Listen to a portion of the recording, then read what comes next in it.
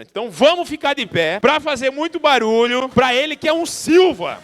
O Silva que venceu na vida. Com vocês, Henrique Silva!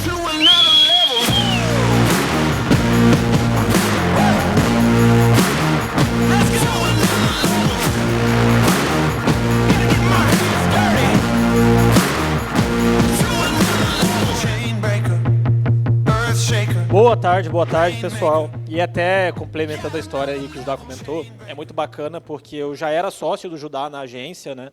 Mas eu não tinha participação nenhuma na AFACON, que é a empresa por trás da organização do CVSign. E o Judá contou uma vez assim nos bastidores que o dia que ele decidiu, na verdade, de me dar um percentual da AFACON, justamente nesse processo de vesting que o Vinícius acabou de fazer aqui com o Júlio, foi quando ele precisou se ausentar por alguns meses assim da empresa para poder fazer o Ironman. Tinha que acontecer o CVSign aqui em Itajaí e não tinha ninguém para gravar o anúncio, não tinha ninguém para divulgar o CVSign. E foi quando eu gravei meus primeiros anúncios divulgando o evento. E quem aqui assistiu algum anúncio meu nessas últimas semanas, aí, nesses últimos meses? Quem assistiu muito anúncio meu? Foi uma verdadeira campanha de perseguição ali. Mas foi justamente o CVSign do ano passado aqui em Itajaí que foi esse pontapé para que eu pudesse, inclusive, me tornar sócio hoje da AFACON, porque, de fato, naquele momento eu precisei tomar uma iniciativa de tinha que divulgar o evento, o Judá não podia, quem mais que ia botar a cara lá na internet? Aí eu fui lá, levantei, o Judá nem sabia, na verdade, que estava já ocorrendo as vendas do CVSign, porque ele estava lá imerso no projeto dele, quando ele viu, ele estava recebendo anúncio do CVSign, viu que já tinha data confirmada, o evento já estava para esgotar, ele falou, caramba, que doideira, nem imaginei que isso estava acontecendo.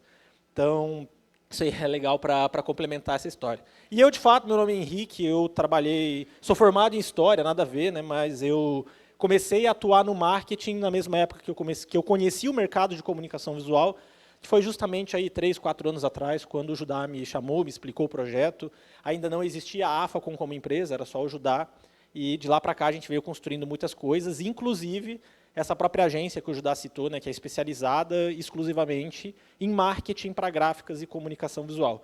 E dentro disso, né, dentro dessa operação como empresa, e hoje a gente atende na casa dos 40 e pouquinhos clientes, nós vimos um método de marketing que é justamente o que eu quero compartilhar aqui com vocês para fazermos o encerramento do dia de hoje. E é justamente uma estratégia de marketing que ela fez com que 7 empresas de comunicação visual tivessem R$ 10.036.418,16 de orçamento no espaço de um mês, 30 dias. 7 empresas somadas aqui, né, dessas 40 e poucos. Claro, pegamos ali 7 das principais empresas, mas que juntas, no período de um mês, conseguiram aí pouco mais de 10 milhões de orçamentos só de materiais de comunicação visual e gráfica, principalmente parte de fachada, parte de letreiro, um pouco de impressão digital, um pouco editorial também, pessoal da gráfica mesmo. E isso resultou em R$ 727.420,13 de vendas no período de um mês. Então, estamos falando aí de perto de R$ 1 milhão de vendas, que eu gosto de falar que são vendas que não existiriam, são vendas a mais. Mas por que vendas a mais? Porque, na verdade, quando a gente fala de uma estratégia de marketing como essa que eu vou apresentar aqui em 5 passos, nós estamos falando de uma estratégia que traz esses 10 milhões de orçamento, traz esses 700 mil de vendas. Por que de vendas que não existiriam? Porque são clientes que eles não viriam por indicação. São clientes que não estavam necessariamente buscando essas empresas. São clientes que não passariam, por exemplo, pelo balcão de atendimento, ou clientes que já eram da carteira de clientes dessas empresas. São clientes novos que precisavam do material, precisavam do produto, precisavam do serviço, mas não tinham ainda um fornecedor para isso. E o marketing ele se torna essa ponte de conexão entre a demanda que já existe e a empresa que fornece esse produto, que fornece esse serviço. Então, tudo que eu vou mostrar aqui agora para vocês são estratégias que nós aplicamos nessas 7 empresas e nas outras 40 lá que nós atendemos, que justamente trouxe essa demanda, que fez essa conexão para que essas empresas pudessem faturar e ter esse volume de orçamento que vocês viram até aqui. E quando a gente fala dessa estratégia, é uma estratégia que envolve 5 passos. Eu gosto de falar que são 5 passos simples que não são fáceis. Qual que é a diferença? É simples porque não é difícil de executar. Só que é fácil porque também não é tão fácil assim, né? É simples porque é simples de entender. Vocês vão ver aqui como, na verdade, a lógica é muito simples. Não tem nada de muito complexo. Não é igual o pessoal do marketing digital, que tem empilhamento de funil, e funil de retargeting, webinar e tudo mais que a gente tem que estudar para, por exemplo, trazer vocês para cá. É extremamente simples a estratégia. Só não é tão fácil de executar, porque exige aí uma equipe, exige um know-how, exige uma estrutura mínima para poder colocar isso para rodar. E qual que é o primeiro passo? O primeiro passo, ele é bem curioso, porque, na verdade, ele é um passo que o marketing envolve, mas que não é só o marketing que define. O primeiro passo a gente chama de seleção de produtos. Por que seleção de produtos? Eu gosto de pensar que o marketing ele tem o poder, ele tem o potencial de fazer com que todo produto seja vendido. Dá para você, com uma boa estratégia de marketing, criar desejo, gerar uma solução para vender todo e qualquer produto. Mas não quer dizer que, porque dá para fazer isso, que nós devemos fazer isso. Não é porque dá para vender qualquer produto, porque dá para divulgar qualquer produto, que nós devemos vender para qualquer produto. E o que é um ponto assim que o nosso mercado em específico tem, que outros mercados não têm? Quem trabalha com gráfica, quem trabalha com comunicação visual, tem uma porrada de produto. Mas é muito produto. Você vai numa loja de sapato, vende o quê? Vende sapato. Você vai fazer o marketing para uma padaria, vende bastante produto, mas o cliente que compra um, compra o outro. O cara vai lá comprar um pão de queijo, ele compra um pão francês, compra um bolinho ali, uma cuca e já era, é o mesmo cliente. Agora o cara vem cotar um adesivo, é diferente do cara que cota uma fachada, que é diferente do cara que cota uma letra caixa, que é diferente do cara que cota uma plotagem, que é diferente do cara que cota, por exemplo, um editorial, impressão de livro, de apostila, de tabloide, que é diferente do cara do folder, do cartão de visita, do panfleto. E tem gente que faz de tudo isso. Então, a gente tem uma carteira de produtos que, às vezes, ela é gigantesca, mas não quer dizer que só porque nós fazemos tudo, necessariamente nós temos que divulgar tudo, que necessariamente nós temos que anunciar tudo. Então, o primeiro passo, antes de definir qualquer estratégia de marketing, antes de dar qualquer passo, antes de investir um único real, nós temos que selecionar o produto. Identificar, tá bom, eu tenho 300 produtos aí. Dos meus 300 produtos, quais que eu vou divulgar, quais que eu vou fazer no marketing para dar essa conexão aí entre demanda e entre cliente. Então, quando a gente fala, e fornecedor, é claro, né? Então, quando a gente fala, por exemplo, de um primeiro passo ser a seleção de produtos, o fundamental, o conceito-chave aqui é entender que o que funciona, funciona. Por que o que funciona, funciona? Porque não precisa ficar inventando a roda. Quando a gente já tem um ou outro produto que flui muito bem, não tem por que ficar botando pressão em ressuscitar o produto que está indo mal. Eu prefiro muito mais escalar o que já dá certo e rachar de ganhar dinheiro num fluxo de produção que já funciona, num fluxo de atendimento que já funciona, do que necessariamente pegar aquele produto por causa de uma máquina que está empacada lá, pegar um time que não dá conta de atender um determinado produto que está lá sem vender e começar a botar marketing para ressuscitar esse produto. O que funciona, funciona. É muito mais simples, é muito mais leve. Quando a gente cria uma estratégia de marketing para impulsionar um produto que já funciona bem, um produto que já flui dentro do comercial, dentro da produção, porque os dois acabam que caminham lado a lado. Então, mesmo que o marketing consiga vender de tudo, não quer dizer que tenha que vender de tudo. Quando a gente fala, por exemplo, de seleção de produtos, a gente tem que entender que para fazer uma divulgação de um produto, para que a gente possa anunciar um produto, para que possa fazer essa ponte entre fornecedor e demanda, o cliente ele precisa de um local onde ele vai visualizar esse produto. E um erro comum é que esse local se torne, por exemplo, o site da tua empresa, onde o cliente ele vai ver todos os produtos que você faz. E se a gente tem como um problema que nosso mercado, cada empresa faz 300 tipos de produto, a gente acaba que às vezes confunde o cliente mostrando produto demais. Quando o simples funciona. Então, se o meu cliente ele tem uma necessidade, se o meu cliente está cotando um produto específico, o que eu preciso nesse meu pilar de seleção de produtos é justamente mostrar para ele que eu, como fornecedor, consigo entregar essa solução, consigo entregar esse produto que ele quer. E aí é onde entra a tal da landing page específica. O que é uma landing page? A landing page ela é um mini site. E o que um mini site tem de diferente em relação a um site principal? O site principal, que a gente chama de site institucional, ele é o site que vai mostrar tudo da sua empresa. Ele é uma carta aberta de apresentação do seu negócio. Ele vai falar da sua história, ele vai falar do seu maquinário, dos seus funcionários, dos seus produtos, todo tipo de produto que você faz. Enquanto a landing page, ela é extremamente direta ao ponto. Ela fala de um único perfil de produto. Porque esse único perfil de produto é justamente o perfil de produto que o cliente está buscando. É justamente o perfil de produto que nós vamos, por exemplo, fazer o tal do marketing para conectar aí com o cliente. Então, quando a gente tem um site em geral, não é que ele não precisa ter o site da empresa. Precisa, ele é útil. Mas para essa estratégia que eu vou mostrar para vocês, a gente não divulga o site, nós divulgamos a página específica daquele produto. E olha como a estrutura ela é simples. Eu peguei aqui, por exemplo, uma empresa do Paraná, que a gente fez juntos ali uma landing page de fachadas, por exemplo. O que é que tem na primeira dobra, ali na capa desse site? Ah, o laserzinho aqui. Ó. Tem uma fotinho de uma fachada aqui que eles venderam lá para a farmácia popular, tem a logo da empresa aqui em cima. Isso daqui a gente chama de headline, que é uma frase de impacto, né? Transforme sua empresa com uma fachada comercial de alta qualidade. Aqui embaixo, a solução, né? Atraia mais clientes e destaque sua marca. E um botãozão aqui, ó, solicite um orçamento agora. Simples assim, essa é a primeira dobra. Então, o cliente que está pesquisando, por exemplo, por fachada no Google, e ele cai nessa página, ele não está nem aí se você faz envelopamento, se você vende adesivo, se você vende panfleto. Porque ele está pesquisando fachada, ele tem que ver uma página de fachada. Caiu aqui, opa, estou no lugar certo, justamente aquilo que eu estou buscando. O que mais tem nessa página? Várias fotos. Mas são fotos do quê? Única e exclusivamente do produto que o cliente está buscando. Fotos de fachada. Aqui reforça aquilo que ele está buscando. A ideia não é mostrar tudo o que a empresa faz.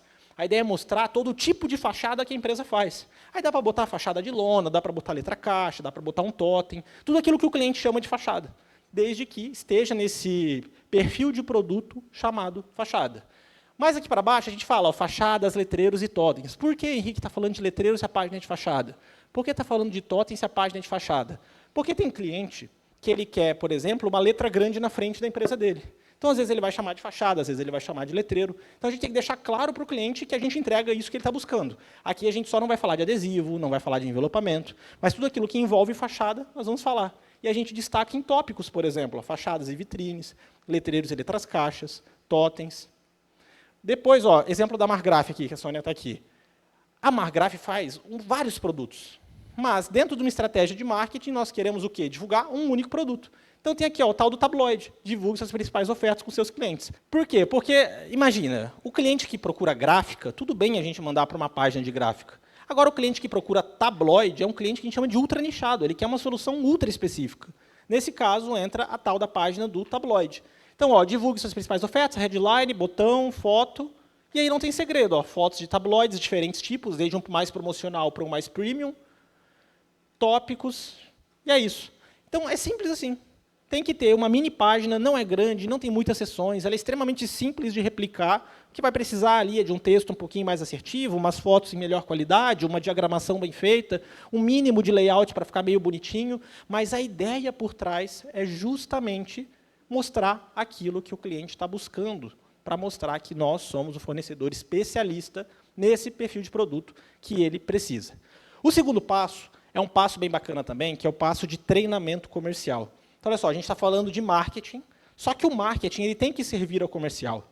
O marketing por marketing ele se torna inútil se ele só gerar a demanda, mas não ajudar a fazer o fechamento dessa demanda. Não adianta você ter um caminhão de leads chegando todo dia se você não fecha a venda. Então, a importância do marketing não é só trazer, é ajudar o time comercial a fechar negócio, a fechar a venda. E uma forma disso é o treinamento comercial. Então, como que o marketing ajuda o time comercial? O marketing ele ajuda o time comercial dando munição para o vendedor, dando as ferramentas necessárias para que o vendedor possa, do jeitinho dele, fechar mais vendas. Então, por exemplo, quando a gente fala de um marketing que dá munição para um time comercial, um marketing que dá munição para um vendedor, nós estamos falando, por exemplo, disso daqui. Ó. Quando a gente fala de marketing, de demanda, vendas, comercial, a gente tem que primeiro separar. Existem duas caixinhas que a gente precisa olhar de uma maneira diferente. Existe o vender pela internet e o usar a internet para vender. Qual que é a diferença essencial aqui? Vender pela internet é o tal do e-commerce. Sabe lá quando você vai numa... Quando você vai não, mas quando você acessa o site, sei lá, numa Printi, uma Zap Gráfica, uma Atualcard, que você consegue entrar lá, fazer o pedido e receber em casa? Um Mercado Livre, uma Amazon, uma Americanas, uma Magazine Luiza, você vai lá, escolhe, compra e recebe em casa? Isso é uma empresa vendendo pela internet. Ela não tem necessariamente um time comercial, ela tem um time de suporte, que ajuda no pós-venda, manda informações. Agora, no nosso mercado mais tradicional, Não dá, por exemplo, eu pedir uma fachada em ACM e receber ela em casa para eu instalar por conta própria lá. Então, eu preciso de uma empresa, preciso de uma conversa mais personalizada, vai envolver medida, vai envolver layout, vai envolver, às vezes, uma visita técnica, vai envolver uma série de outras variáveis que fazem com que não seja tão simples assim vir o caminhãozinho lá do Sedex ou do Mercado Livre, deixar na porta da minha casa e eu me virar por conta própria. Então, quando a gente fala de vender pela internet, é isso. Usar a internet para vender é quando nós ligamos uma máquina de aquisição de clientes para um time comercial assumir esse cliente. E é aí onde o marketing precisa ter essa clareza para dar as munições necessárias. Então, por exemplo, o marketing precisa deixar claro qual que é o fluxo de um comercial. Quais são os passos depois da entrada do lead? O que acontece depois que o lead manda "Oi, tudo bem?" lá no WhatsApp? Ou "Oi, vocês fazem fachada?" ou "Oi, vocês fazem tabloide?" O que o comercial tem que fazer? Qual que é o próximo passo? Qual que é a próxima mensagem? Onde que eu registro esse cliente? Como que eu acompanho a partir de agora? Isso é uma informação que não é o marketing executando, mas é o marketing dando clareza para o time comercial. Ou, por exemplo, estratégias de pré-venda. Como recuperar o cliente que manda "Oi, tudo bem?" e nunca mais volta? Como que eu faço para que, no meu atendimento, o cliente dê prioridade para fechar comigo, mesmo que ele esteja cotando com outras 3, 4, 5 empresas? Isso é munição. Follow-up, como que eu faço acompanhamento, por exemplo, depois de mandar o orçamento? Como que eu faço para poder fechar a venda, mesmo que o meu preço seja consideravelmente mais caro que o da concorrência? Como o Judá brincou aqui no começo do dia, né? É o mais caro, mas é o melhor. Só que como que eu faço, como é que eu mostro para o cliente que o mais caro, que é melhor, vale mais a pena do que o mais barato, que é pior? Isso também entra na munição do time de marketing em relação ao time comercial. Outro ponto, como usar o Instagram como arma comercial. O Instagram não necessariamente para vender, mas para quebrar objeção, para tirar dúvida, para reforçar o poder da empresa, para reforçar diferencial, para reforçar a carteira de clientes. Então, o Instagram não deixa de ser uma ferramenta que o marketing gera para dar munição para um time comercial. Terceiro ponto. Esse daqui também é muito bom, é muito importante e é rápido de executar, que é a estratégia de conversão. O que a gente entendeu aqui agora? Primeiro, eu tenho que selecionar o produto, que não é qualquer produto que eu vou colocar dinheiro ali para investir. Segundo, que o marketing tem que gerar demanda. Demanda não, mas tem que gerar munição, dar munição para o meu time comercial poder fechar a venda. O terceiro passo aqui é entender que existem outras ferramentas de marketing que também vão facilitar consideravelmente a vida do meu vendedor. E essas ferramentas são itens básicos, mas que vão mostrar que a minha empresa, do jeitinho dela, é melhor que a do concorrente para esse produto específico que você está buscando. Na prática, como que funciona? Funciona assim, ó. Eu tenho aqui, por exemplo, o Instagram de uma empresa de comunicação visual, lá de Ponta Grossa, no Paraná. Como que eu posso posicionar essa empresa para que o cliente que esteja cotando, sei lá, um totem aqui, por exemplo, com eles, opte por fechar com eles e não fechar com qualquer outra empresa de comunicação visual em Ponta Grossa? Eu não tenho controle da decisão do cliente, mas eu tenho controle de como eu quero que o cliente veja a minha marca. Então, quando a gente fala, por exemplo, de uma estratégia de conversão, é eu deixar, pelo menos o meu Instagram padronizado, para o cliente que pesquisou no Google, totem, nesse caso aqui, né, totem para loja, por exemplo. Esse cliente pesquisou totem para loja no Google, nunca ouviu falar da minha empresa, mas está lá cotando comigo. Esse cara, ele não vai fechar a venda na primeira mensagem.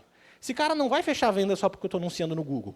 Ele vai buscar saber mais sobre a minha empresa, ele vai olhar o Instagram, ele vai buscar referências. Então, quando eu tenho que garantir que todos esses pontos de contato que a minha marca tem com o cliente sejam convincentes para ele falar, realmente eu estou no lugar certo aqui, realmente eu estou cotando com uma empresa que vale a pena eu fechar. Então, o que são itens básicos aqui que funciona como estratégia de conversão para ajudar o cliente a tomar uma decisão?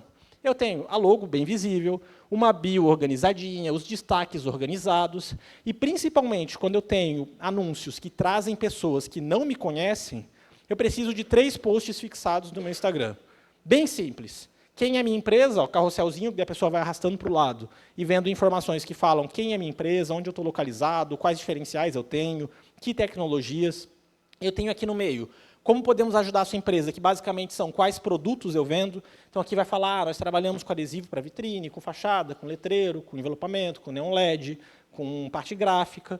E eu tenho um terceiro fixado aqui, que são as grandes marcas que estão fechando o negócio comigo, onde eu vou ter um carrossel só de prova social com a logo dos principais clientes. Essas 3 postagens fixadas aqui nessa ordem já é o essencial para o cliente que nunca ouviu falar da minha empresa, saber quem eu sou, o que eu faço e para quem eu vendo, quem eu atendo, quem são as empresas que confiam no meu trabalho. E por que fica fixado?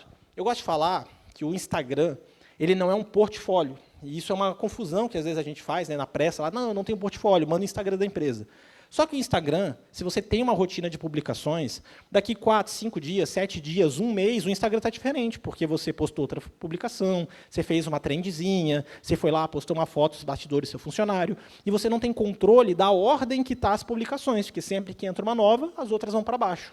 Quando a gente fixa essas 3, você tem controle total de que a pessoa caiu no meu Instagram, ela vai ver essas 3 informações essenciais. Quem eu sou, o que eu faço e quem eu atendo. Então, por isso que a gente deixa fixado como aí uma estratégia de conversão.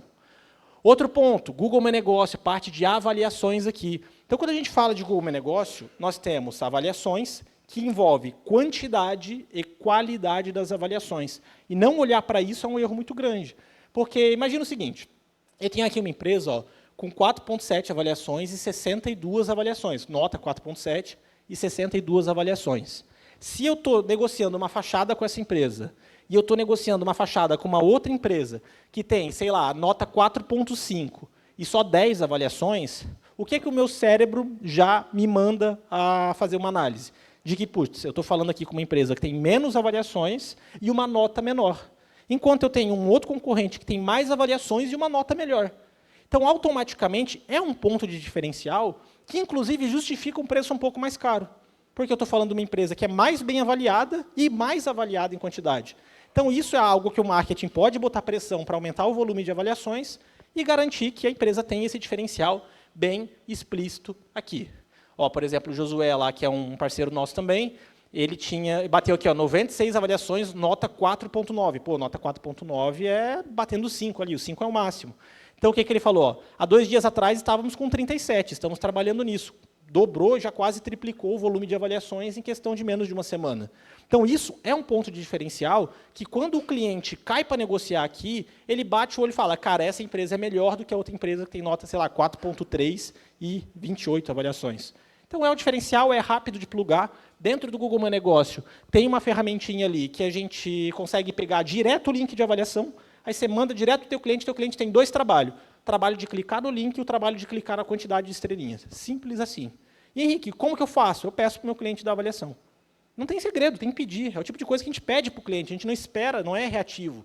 A gente não espera o cliente por boa vontade. Eu vou lá agora ajudar a empresa que foi meu fornecedor, porque, meu Deus, eles foram muito bons fornecedores, então vou ajudar eles. Isso não existe, pouquíssimas pessoas vão fazer isso. Então, a gente vai lá, tem um padrão de mensagem que manda, oi, tudo bem? Espero que tenha gostado do nosso trabalho, fizemos com muito carinho para você. Me diz uma coisa, você podia avaliar a gente, por favor? É muito importante para que a gente possa continuar crescendo, continuar atendendo a comunidade aí de uma maneira muito bonita, muito bem feita e tudo mais. Então, é uma mensagenzinha que a gente manda que faz com que o nosso cliente possa ir lá, dar 2 cliques, votar e aumentar o número de avaliações. Coisinha, ó, rápida de implementar. Segunda-feira você já pode estar fazendo isso com os seus últimos clientes e você vai ver que vai acontecer quase isso aqui, ó, sair de 37 para 96. E ainda mais se você nunca fez essa ação, que você pode fazer com os seus clientes mais recentes e com os clientes mais antigos. E se você não acredita em mim e quer testar para ver se é real, pega assim, ó, seus 10 clientes, aqueles clientes que é quase que amigo, sabe, que você vive trocando mensagem, que te segue, você segue de volta, às vezes você já fechou vários serviços, chama esse cliente específico e pede para ele te avaliar. E você já fala assim, ó, inclusive me manda o link para eu avaliar a sua empresa também. Que daí se vira uma troca mútua. Aí você vai ver como você vai conseguir sair, por exemplo, aqui de 37 para 96. E aí ainda nós buscamos, ó, a equipe puxando a meta inicial até o final do mês, nosso concorrente que mais tem 217. O que eu falei? Então, bora atrás de 300 para ter mais do que o concorrente, e muito mais. Então, a lógica é essa. Então, 96 é pouco ou é muito? Depende de quantos o seu concorrente tem. A minha nota é alta ou é baixa? Não sei, depende da nota do seu concorrente, porque o que vai ditar se a nota é alta ou é baixa, ele não vai te comparar com uma empresa do outro lado do país. Ele vai te comparar com a outra empresa que ele está cotando. Então, o que você tem que saber se é muito ou se é pouco é em relação à tua região, em relação à tua demanda, em relação à tua concorrência local. Você quer fazer uma pergunta? Porque a lógica aqui é quase igual a do Uber. Quanto mais estrela, melhor. Quanto mais bem avaliado, melhor. O Google ele faz um ranqueamento onde ele vai fazer uma análise comparativa. Também não adianta eu ter, por exemplo, 5 estrelas com 10 avaliações. É melhor ter, sei lá, 4,7 estrelas com 200 avaliações. Isso faz diferença na hora do fechamento. Eu conto a história de quando eu e o Judá, nós fomos para o... Acho que foi dezembro do ano passado, nós fomos num treinamento de marketing que aconteceu em São Paulo, estávamos lá no hotel, pedindo indicação de lugar para jantar, de noite já, que nós não sabíamos onde jantar. Aí começamos a pedir indicação, estávamos num bairro diferente, aí as pessoas indicavam um restaurante, outros indicavam outros, a gente não sabia qual ir, e aí nós fomos para o bom e velho Google, né, porque o Google tem muitas boas indicações lá. E como que foi nosso comparativo? Vamos ver as avaliações. Estamos numa cidade que não conhecemos, queremos comer num restaurante que não conhecemos, uma comida que não conhecemos, vamos ver as avaliações. E São Paulo, quem já foi ou quem é de São Paulo sabe que quando a gente fala de gastronomia, é uma concorrência gigantesca. Eu gosto de falar que a concorrência de São Paulo por gastronomia é quase igual a de farmácia aqui no sul. Que você vai numa esquina, tem uma farmácia, você olha para o outro lado da rua, tem outra farmácia, aí depois está abrindo uma farmácia do outro lado. Então, em São Paulo, tem muito restaurante. E a gente não sabia em qual comer, e começamos a pegar as principais indicações e comparar no Google. E aí tinha lá restaurante com 800 avaliações, restaurante com 1.000 avaliações, e um restaurante com 20 e poucas mil avaliações. Cara, 20 e poucas mil avaliações é muita avaliação. Aí nós falamos, vamos nesse, né? Aí a gente foi, beleza, comida ok, também não era o melhor restaurante, mas não era o pior, comida boa, lugar bem agradável, musiquinha, dava para comer bem, à vontade, assim, buffet e tal. Aí nós comemos, aí terminamos de comer, o prato sujo na mesa, os garfos, assim, conversando, se preparando para ir embora. Aí chegou o garçom. Vocês foram bem atendidos? Não, fomos bem atendidos. Comida estava boa, tudo certinho? Não, tudo certinho, tudo muito bom. Aí sentado ali, o garçom parou assim, cruzou o braço e ficou. Não, foi bom? Foi bom. Aí o garçom, vocês podiam avaliar a gente? Aí nós falamos, não, claro, vamos avaliar sim. Aí ele deu um passinho para o lado e ficou. Esperando a avaliação. Aí o Judá olhou para ele, assim, a gente olhou de volta, ele olhou, ele falou, o Judá perguntou, tem que avaliar agora dele? Agora. Aí, como a gente gosta de analisar estratégia de marketing, porque a gente é desse mundo, e a gente fica se perguntando, o que está acontecendo? Daí o Judá foi lá e perguntou, cara, me diz uma coisa, você tem uma meta de avaliação por noite? Aí o garçom falou, sim, nós temos uma meta. Cada garçom tinha meta de 70 avaliações por noite. E o garçom que mais conseguisse avaliações, ele ganhava um prêmio lá em dinheiro, ganhava alguma coisa lá na noite. Aí nós perguntamos lá, ele falou, cara, tem a meta de 70 avaliações por noite, o garçom mais bem avaliado ganha, acho que não sei se era um Pix de tantos reais lá, alguma coisa ganhava, não lembro agora. Mas é assim que os caras construíram 20 mil avaliações. É quase a mesma lógica lá de fazer os adesivinhos para as crianças. É como que eu posso fazer minha empresa ter muito mais avaliações do que a minha concorrência. Isso faz diferença na tomada de decisão do cliente. Falando ainda de Google My Negócio aqui, falando de avaliações, não para só nas avaliações. Tem um outro ponto que também é básico, rápido de implementar, simples, mas que traz resultado, que é o tal da programação, do horário de funcionamento. É um simples que funciona. É você deixar claro para o seu cliente quando você está atendendo. Você deixar claro para o seu cliente quando que você está aberto, quando que ele pode mandar uma mensagem. Muito obrigado.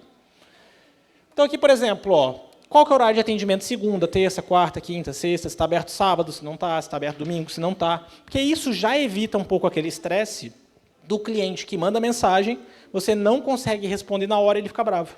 Então, não, aqui temos nosso horário de atendimento e tudo mais.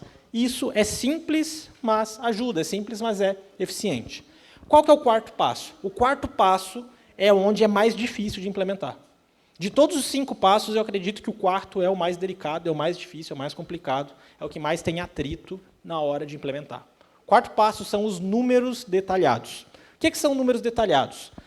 São os números reais, que não contam historinha e que falam certinho qual que é a realidade do teu negócio no marketing. São os números que escancaram se está dando resultado ou se não está dando. Os números detalhados, eles são o que provam por A mais B se está funcionando ou não a sua estratégia. Quando a gente fala de números detalhados, são esses números aqui. São números que mostram qual que é a efetividade de uma ação. Por exemplo, eu tenho aqui impressões, quantas vezes o meu anúncio apareceu. Isso é muito bonito, isso é muito legal de eu saber. Mas não move o ponteiro, não é o diferencial. Eu tenho, por exemplo, quantas pessoas clicaram no meu anúncio, que é geralmente o relatório que vem. Não, você teve 512 cliques a um custo por clique de R$3. Tá, mas e aí? O que eu faço com 500 cliques? O que eu faço com R$3 de custo por clique? Tá bom? Tá ruim? Não sei. Não é o que é determinante. Números detalhados que são determinantes é, por exemplo, claro, né, quando você investiu, você tem que estar acompanhando quando você está investindo. Quanto que esse teu investimento, por exemplo, aqui de R$1.900, gerou de orçamento, nesse caso aqui, R$2.428.000, no período de... Aqui foi um período, se não me engano, de um mês.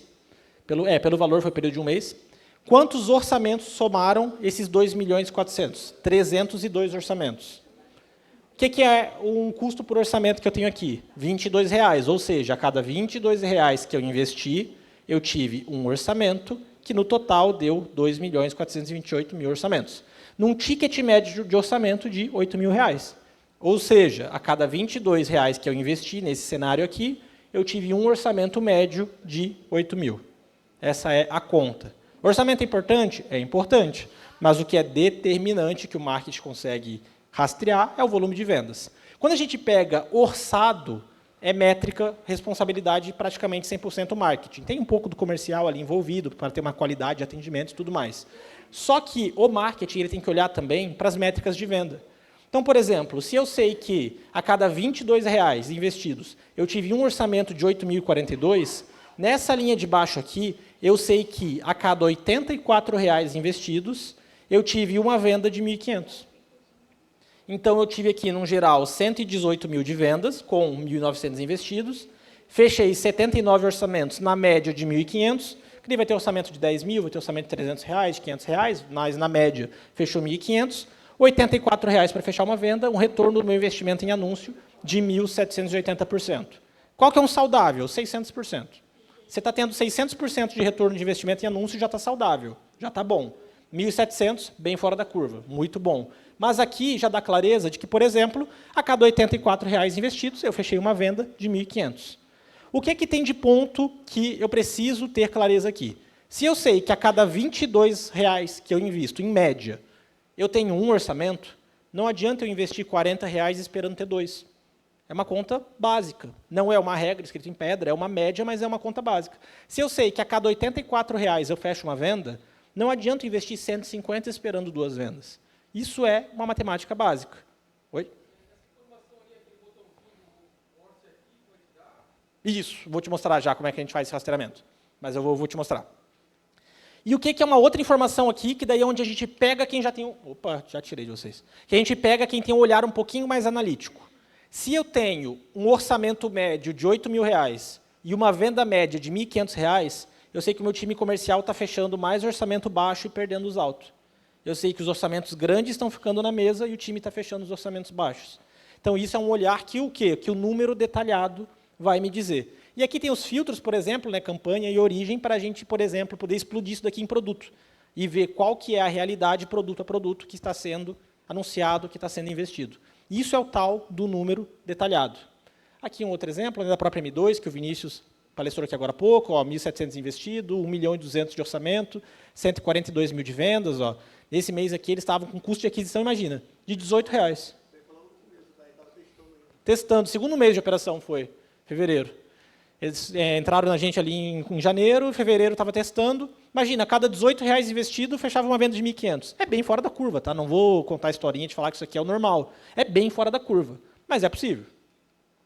Por exemplo, aqui, ó, o Alberto também da Laísa, que vai palestrar domingo, a cada R$90 investido, fechando 2.400, investindo ali 2.000, orçando 400.000, fechando 56.000 de vendas. Vai variar, não tem aqui... O que eu falei, a média saudável é um retorno do investimento de 600%. Ticket médio, valor de orçamento, valor de venda, vai variar de região para região, vai variar de produto para produto, cada empresa tem a sua realidade. Então, não compara com a realidade de outra empresa, compara com a sua realidade, que você já tem de histórico, que você já tem de realizado. E se você não tem histórico, se você não tem realizado, precisa começar para poder, daqui a 2, 3, 4, 5 meses, ter, de fato, o seu realizado. E qual que é o perigo aqui? O perigo é a gente parar no custo por clique, que é um erro comum do mercado, e aceitar um relatório, por exemplo, que fale que você teve aí 300 cliques a um custo por clique médio de R$ 1,52, que isso não te ajuda a tomar nenhuma decisão. Quinto e último passo, direcionamento estratégico. Quando a gente fala de marketing, eu acredito fortemente que o dono da empresa ele tem que saber cobrar.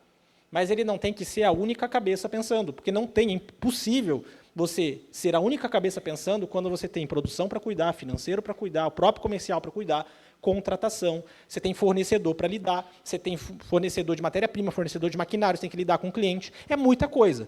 Mas você tem que saber cobrar. Quando eu falo dos números ali, você tem que saber o básico para cobrar o resultado daqueles números, o básico para cobrar o retorno daquele número. Então, quando a gente fala de direcionamento estratégico, é entender que um olhar de fora, às vezes, vale tanto quanto um olhar de dentro, quiçá, às vezes, vale mais. Sabe aquela história do santo de casa não faz milagre? É mais ou menos isso. Às vezes, é uma pessoa de fora te dando um palpite que, às vezes, você até já desconfiava, para você poder bater no peito e falar, sabia. Só que, às vezes, é uma direção totalmente diferente, de um caminho que você estava trilhando, que, na verdade, tinha que ir para um caminho totalmente diferente.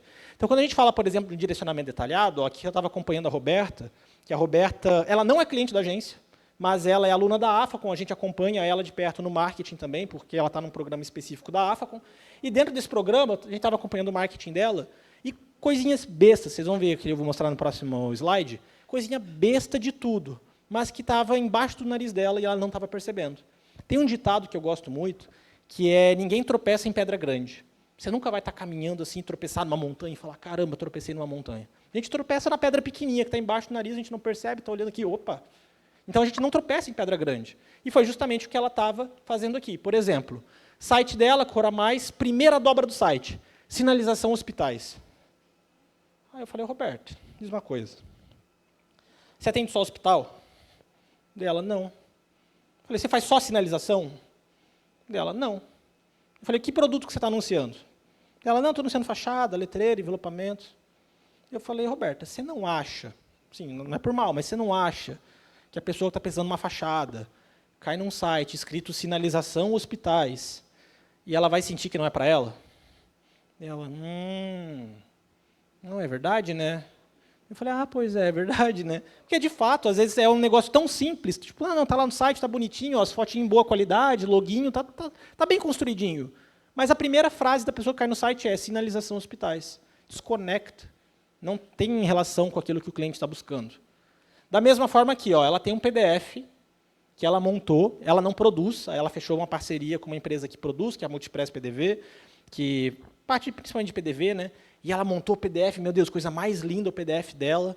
E aí ela colocava lá em parceria com o Multipress, em todas as páginas do PDF, e falava que não era ela que produzia, que era a Multipress que ia produzir.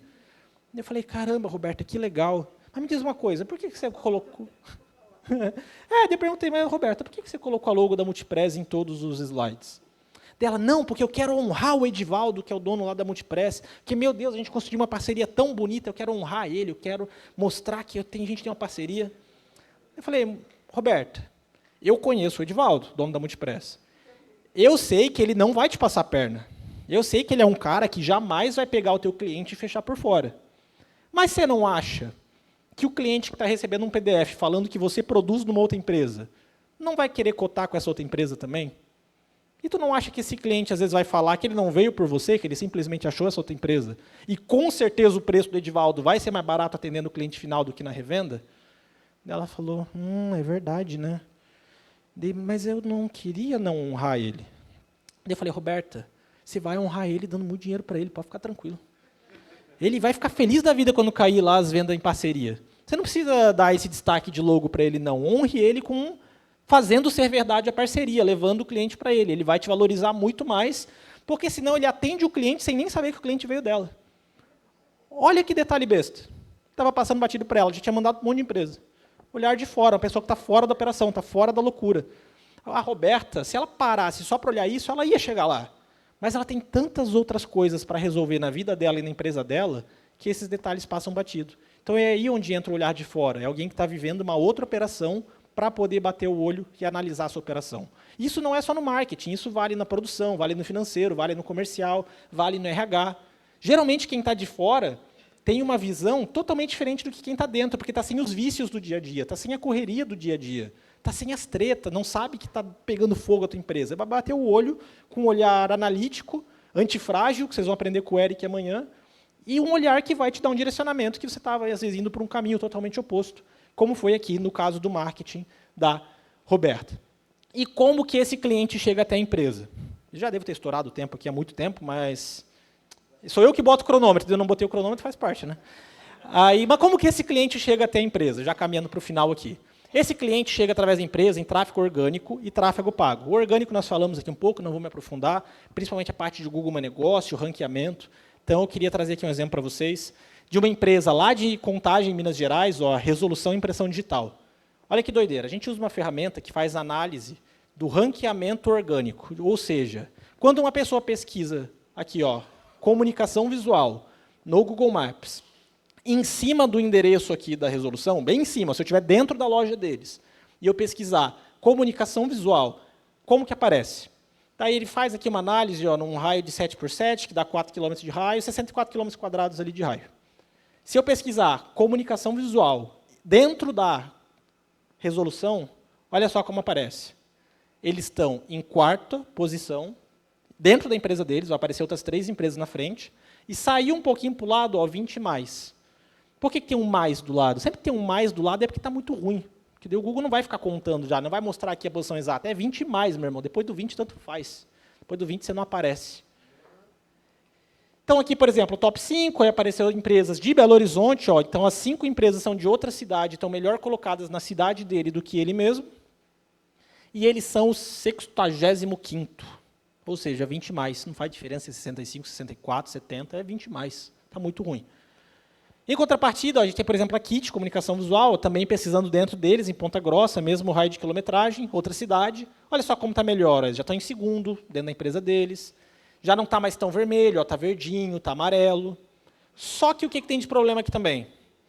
Isso daqui causa uma falsa impressão de estar muito bom, porque tem mais verde do que amarelo. Mas quando a gente vai olhar com um olhar geográfico, olha que droga. Está verdinho e amarelinho onde não tem gente, ó, aqui é só mato. Aí está muito bem ranqueado para os boizinhos, para os bezerros. Mas para cliente aqui no centro da cidade, olha como está ruim, 15, 11. Então, mesmo que, nossa, bati o olho, está muito bom, está muito bonito, parece muito bom, dá para melhorar. Ó, eles não estão nem no top 5 também, que nem no top 6. Ah, não, eles estão no top 5, minto. Ó, na região eles estão no top 5. E aqui a gente tem, por exemplo, uma empresa que em setembro de 2024, Artifacts, eles estavam em 76º, acho que é isso, ó, notinha 76 em setembro de 2024. Fizeram ali algumas otimizações básicas de botar mais foto, botar descrição melhor nos produtos, ter uma rotina ativa no Google Meu Negócio. E de 76º, ó, de setembro de 2024, em dezembro, eles já estavam em 14º. Então, quando a gente fala que é simples, que é rápido de plugar, setembro, a gente fala, ó, setembro, outubro, novembro, dezembro, ali 3 meses fechando mais ou menos, pulou 50 posições. 60 posições. Então, é rápido de arrumar. Depois aqui, claro, para pegar top 3 não é fácil, para pegar top 5 não é fácil, mas já é um baita avanço sair do 20 mais para ir para o 20 menos. Então, aqui já foi uma grande transformação e foi rápido de plugar.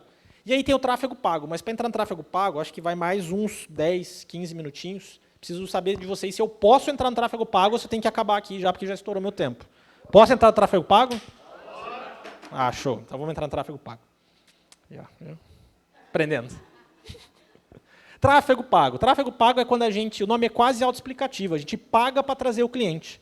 Que é aquelas contas ali de quanto que está custando para trazer um cliente. É o tal do tráfego pago que proporciona isso. O tráfego pago, ele é uma ferramenta que você vai utilizar lá, você pode utilizar no Facebook, no Instagram, no Google, no YouTube, no TikTok, no LinkedIn, no Pinterest, no falecido Twitter. Tem uma série de plataformas que podem fazer anúncio. E dentro dessas ferramentas, a gente meio que traz o cliente na marra para conhecer a nossa empresa. Nós forçamos uma aparição para ele por conta de estar pagando ali um anúncio, igual eu fiquei perseguindo vocês nessas últimas semanas. Dentro do tráfego pago, o que é importante? A gente amarrar tudo isso que nós vimos até aqui e entender que o cliente que está procurando fachada, ele não quer comprar comunicação visual. O cliente que está procurando banner não quer comprar comunicação visual, não quer comprar gráfico. O cliente que está pesquisando envelopamento de fiorino, ele não quer comprar gráfica, não quer comprar comunicação visual. Ele quer ter a fiorina envelopada, ele quer ter a fachada, ele quer ter o banner. Então, a gente precisa entender, na lógica do tráfego pago, principalmente no Google, que é o carro-chefe do nosso mercado, que o cliente precisa ver aquilo que ele está buscando. E aí que entra a tal da landing page que nós vimos ali atrás. Então, quando a gente fala, por exemplo, de mostrar para o cliente que está precisando banner, que está precisando fachada, que não quer a comunicação visual, que é o banner ou que é a fachada, que existem alguns fundamentos para que isso seja uma verdade. Quais são esses fundamentos? Primeiro fundamento. Os fundamentos aqui, ó, a gente tem palavra-chave. Depois da palavra-chave temos o termo de pesquisa. Depois do termo de pesquisa temos o resultado de pesquisa. Qual que é a diferença? Palavra-chave é o que eu, empresa, pago para o Google. Por exemplo, fachada em SM. Estou lá, estou investindo, sei lá quantos reais, R$ 2.000 por mês, R$ 100 por mês, não sei quantos reais eu estou investindo para comprar a palavra-chave fachada. Termo de pesquisa é aquilo que o usuário, o meu cliente, está pesquisando. Por exemplo, empresa que faz fachada em Itajaí, Santa Catarina. Onde fazer uma fachada para a minha loja? Em Navegantes, Santa Catarina. Isso é o termo de pesquisa, é aquilo que está aparecendo para a pessoa que pesquisa. Perdão, aquilo que a pessoa está procurando. O que está aparecendo, de fato, é o resultado de pesquisa, que vai aparecer, por exemplo, M2 Visual, fachadas em Cabo Frio. Então, a gente tem que ter muito bem amarrado o que nós estamos pagando para o Google, o que o cliente está procurando e o que nós estamos mostrando para ele. E tendo esses três amarrados, ele clica, tem que cair num site de fachada, para que esteja tudo muito bem amarrado. Isso são fundamentos quando a gente fala da rede de pesquisa. Então, não adianta querer que o cliente, por exemplo, esteja pesquisando fachada, a gente mandar para o site de uma gráfica, ele clica no link, na verdade, aparece como gráfica, ele clica no link, a primeira coisa que aparece é um banner. Não adianta acreditar que isso é o melhor que vai funcionar para gerar demanda. Você vai fechar uma vendinha ou outra para um cliente que às vezes já te conhece, já ouviu falar de você, mas você vai deixar de ganhar muito mais. Você vai literalmente perder muito mais. Para isso daqui, não dá para me aprofundar muito, mas quando a gente fala de tráfego pago, eu falei de um monte de ferramenta, né? Vamos esquecer boa parte delas e focar só em duas. Meta, que tem Facebook e Instagram, e o Google, principalmente rede de pesquisa do Google. Só vamos olhar para essas duas. Quando a gente fala de cliente, nós temos que entender que o nosso cliente tem um copywriter alemão chamado Eugene Schwartz, que ele criou isso daqui, que é um funil de consciência. O que é um funil de consciência? O nosso potencial cliente, ele pode estar em uma dessas 5 etapas. Ele pode ser um cliente que é alheio, ele pode ser um cliente que é consciente de um problema, um cliente que é consciente de uma solução, consciente de um produto ou extremamente consciente. Independente de qual dos 5 ele está aqui, ele é um potencial cliente. Então, por exemplo, vamos continuar no exemplo da fachada para ficar fácil de entender. Eu tenho um potencial cliente que é alheio, que ele não sabe que tem um problema, e por não saber que tem um problema, ele não está procurando a fachada, mas que ele é o dono de uma padaria, ele trabalha ali, começa a rotina 5, 6 horas da manhã, toca até 10 horas da noite, todo santo dia, e acha que é normal. Fala, o mercado de padaria é assim mesmo. Meu Deus, trabalhar com comida é assim mesmo. Não tem o que fazer. Ele é um potencial cliente, porque, por exemplo, ele tem um comércio. Só que ele não sabe que tem um problema, não está procurando um problema, muito menos um produto. Como que eu me comunico com esse cara? Você que tem padaria, está cansado de acordar todo dia de madrugada, tocar até tarde da noite e não ver dinheiro no final do mês? Pô, pois é, cara, isso só está acontecendo porque você não está conseguindo vender o suficiente. Porque se você estivesse vendendo mais, ia sobrar mais dinheiro, você ia conseguir contratar mais pessoas, e tendo mais pessoas boas na sua padaria, você ia ter mais tempo livre e mais dinheiro no bolso. Pois é, meu nome aqui é Henrique, eu trabalho com fachadas no ramo alimentício, e eu tenho certeza que eu consigo te ajudar a faturar de 20 a 30 mil a mais com fachadas. Clica aqui e fala com a minha equipe, por exemplo. Então, eu estou falando com um potencial cliente, que nem sabia que era um potencial cliente, e a partir de agora é. Ou seja, alheio. Vamos manter o mesmo exemplo? Eu tenho o mesmo dono de padaria, que ele é consciente do problema. Ou seja, é o mesmo dono de padaria, mas ele está de saco cheio. Ele não aguenta mais essa rotina de acordar às 5 horas da manhã e tocar até 10 horas da noite. Ele sabe que ele tem um problema. E, às vezes, ele até sabe do problema, o problema dele é que não estava vendendo o suficiente. Às vezes, ele sabe que, cara, não dá para tocar, porque se sobrasse dinheiro ainda estava bom, mas não sobra. Então, ele sabe que ele tem um problema. Só que ele não sabe qual que é a solução desse problema. Eu tenho um terceiro tipo de cliente, esse mesmo dono de padaria, que já caiu mais uma ficha. Ele sabe a solução. Ele sabe, caramba, se tivesse mais cliente entrando na minha padaria, as coisas iam ser diferentes. Porque se tivesse mais cliente entrando, ia sobrar mais dinheiro, ia conseguir contratar boas pessoas, ia contratar um bom padeiro, uma boa confeiteira, um bom balconista, e não ia precisar me ferrar tanto aqui trabalhando. Ele é consciente da solução, que precisa vender mais. Só que ele não sabe como vender mais. Aí ele vai disputar com o cara da agência, com o cara da comunicação visual, com o cara do rádio, com o carro de som.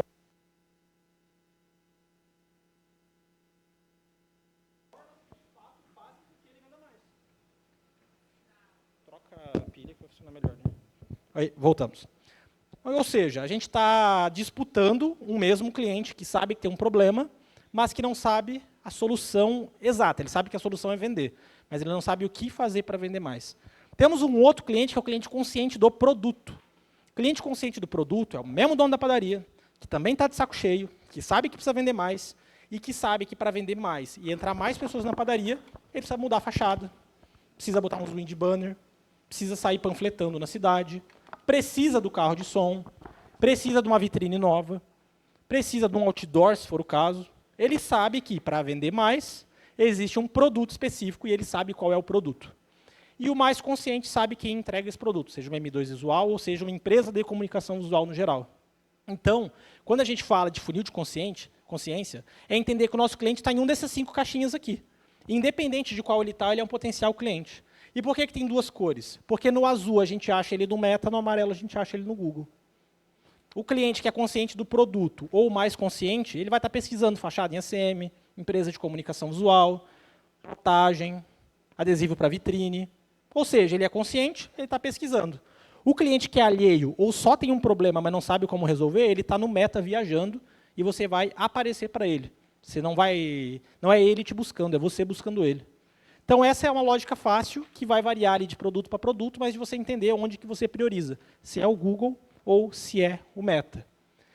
E depois a gente caça o cliente, porque eu posso ter um cliente que pesquisa por fachada em ACM, clica no meu site, segue a vida dele e nunca mais me chama. Aí eu posso aparecer lá no Instagram, falando assim, cara, eu vi que você está querendo renovar a comunicação visual da sua loja, você até passou pelo meu site, mas por algum motivo você não deu continuidade no seu atendimento. Então, clica aqui, fala com a minha equipe, que a gente vai te enviar um orçamento personalizado do seu negócio em até 24 horas, te mostrando por que a gente é a melhor opção para fazer a fachada do teu negócio. Ou seja, tem um anúncio que eu estou impactando novamente alguém que eu já impactei no marketing. Isso é o tal do remarketing. É quando eu pego, por exemplo, alguém que passou no meu site e eu vou perseguir ele, igual quando você quer comprar uma geladeira e o Magazine Luiza fica te perseguindo. E não importa onde você vai aparecer uma na geladeira. Ou você acessa lá um tênis que você quer comprar e não importa onde você vai, aquele tênis te persegue. Então, essa é a lógica do remarketing. A gente pode fazer isso com o nosso cliente também, inclusive, a gente deve fazer isso. Mas eu tenho poucos seguidores, comecei agora, meu perfil de produto ele é um pouquinho diferente, o cliente não busca tanto, aí eu até tentei lá no Google, mas não chegava. O que eu faço nesse caso? Nesse caso, a gente faz isso aqui. Ó. Por exemplo, a gente vai anunciar por interesse. Se eu quero pegar uma empresa de logística, eu posso anunciar para pessoas que ou têm um cargo de logística, ou estão estudando logística, ou empregam pessoas na área da logística, ou estão relacionados a uma instituição de ensino de logística, ou têm interesse em logística. Ou seja, eu vou aqui, ó, tiro de sniper no potencial cliente que eu quero. Ou ainda aqui, ó, proprietários de pequenas empresas, se eu quero simplesmente atender o comércio. Ou eu vou aqui, ó, organizador de eventos, produtor de eventos, promotor de eventos, se eu quero atender o mercado de eventos. Ou seja, você não precisa de seguidor. Você precisa falar para o Facebook quem você quer achar. E ter um bom anúncio para chegar lá, e um bom destino para que essa pessoa, quando clique, seja recepcionada ali, veja que ela está no lugar certo, seja bem atendida. E todos os caminhos levam para o mesmo destino. Isso, inclusive, impacta no rastreamento, como foi a pergunta do nosso amigo lá. Tá, e como é que eu rastreio? Como que eu alimento esses dados? Para a gente alimentar, todos os caminhos eles têm que levar para o mesmo destino, que é o tal do botão do WhatsApp. Então, a gente tem aqui a Pontos dos Todos, a Brasil TIC, a M2, a Nevan. Ou seja, olá, vim do site de fachadas e letreiros e gostaria de solicitar um orçamento. Olá, vim do site de rótulos especiais e gostaria de explicar meu projeto. Olá, vim do site de fachadas e letreiros e gostaria de solicitar um orçamento. Olá, vim do site de envelopamento comercial e gostaria de solicitar um orçamento. Essa mensagem pronta é o que dá o primeiro gatilho para a gente registrar certo. E aí, qual que é o processo? O processo veio a mensagem, o meu atendente aqui, ó, por exemplo, a Gabriele, vai colocar aqui, ó, que no dia 29 de janeiro, a lavanderia Catarina veio pela página de fachada. Como que eu sei que veio pela página de fachada? Pela mensagem. Vai cadastrar ali, vai colocar qual que é a cidade e qual que é o serviço solicitado. Aí na tela do lado vai ter aqui qual que é o valor, se foi aprovado, se não responde, se está só orçamento enviado, se perdeu por preço, se perdeu por outro motivo. E vai colocar as informações aqui. Aí lá em cima, isso daqui é o esqueleto por trás, não é o dashboard lá bonito, mas é um esqueletinho por trás. Aí lá em cima vai ver quanto que tem aprovado no mês, quanto que perdeu, quanto que tem aberto. Isso é o esqueleto que alimenta, por exemplo, um dashboard daquele lá. E qual que é o desafio? O desafio é você fazer o ser humano atualizar essa planilha. Porque o teu ser humano lá que está no teu atendimento, ele tem uma porrada de coisa para fazer também. E aí, é um baita de um desafio fazer o ser humaninho lá atualizar a planilha. Então, como que a gente consegue contornar um pouco esse desafio? A gente contorna com, por exemplo, uma automação de registro e rastreamento. A gente tem aqui, ó, uma ferramenta que ela vai pegar o horário exato que a pessoa veio, Aqui, ó, o TM de tráfego pago veio do Google Ads, da campanha fachada, letreiro e totem, ou seja, substituiu aquela mensagem de olá, vindo da página de fachada. Isso é automático. Aí vai ter lá o nome da pessoa, o WhatsApp dela, a localização, a etapa que ela está, porque funciona como um mini CRM, e como que ela chegou. Ela chegou através de um link rastreável com essa mensagem aqui. Então, isso automatiza esse processo de rastreamento. Aí depois a gente consegue acompanhar até o final, ó, de orçamento aprovado, ou lead qualificado, ou se fez contato. Mas, por exemplo, aqui, ó, orçamento aprovado no valor de R$5.000, então eu sei que a pessoa que veio do site de fachada, do dia tal, depois fechou um orçamento de R$5.000 e não importa quanto tempo ela levou para fechar, porque ela recebe uma etiqueta e a gente rastreia por essa etiqueta. Então, esse é o processo que não chega a substituir o ser humano, porque vai ter que ter um ser humano conferindo aqui, mas que substitui essa parte braçal e chata de ter que ficar atualizando em tempo real a desgraça da planilha, porque o vendedor não atualiza a desgraça da planilha, mas não é culpa dele, porque é muito atendimento, é muita coisa para fazer. E aí, de fato, ele não consegue atualizar a planilha. E por não conseguir, a ferramenta faz isso por ela. É um software que a gente utiliza.